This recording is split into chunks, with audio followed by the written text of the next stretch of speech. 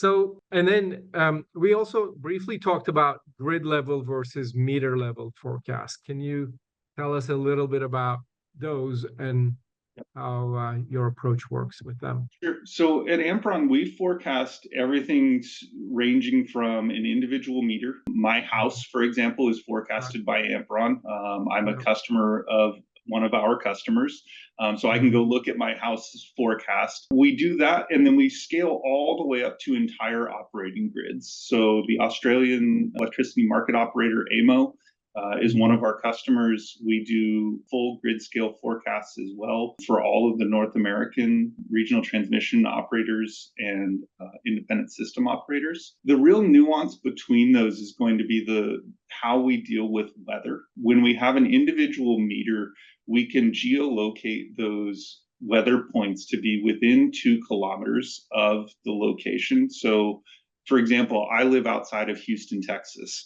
The old style way of forecasting, they would use George Bush International Airport, which is, I don't know, about 45 minutes away from my house. That would be the weather point that I would be subscribed to, and that everything would be based off of. We're able to then geolocate that and put a weather point much closer to my house, which then results in a more accurate weather input into our already accurate models that results in an overall more accurate forecast.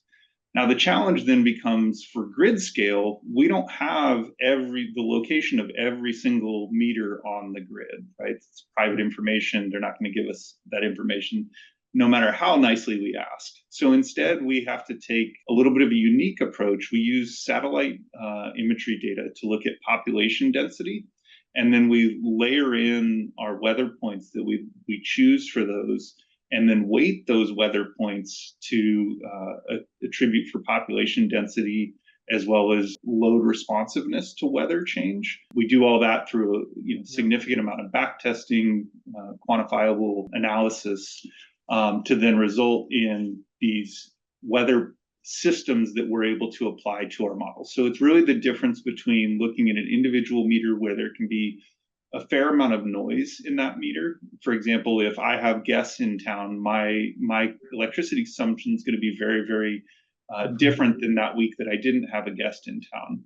When you look at an entire grid, a lot of that noise kind of works its way out of the system. So we're able to be, significantly accurate at both the grid and the meter level, but find the economy of large numbers, or the scale of large numbers that allows for us to have even more accuracy at the grid scale. Got it. Got it. Thanks for that.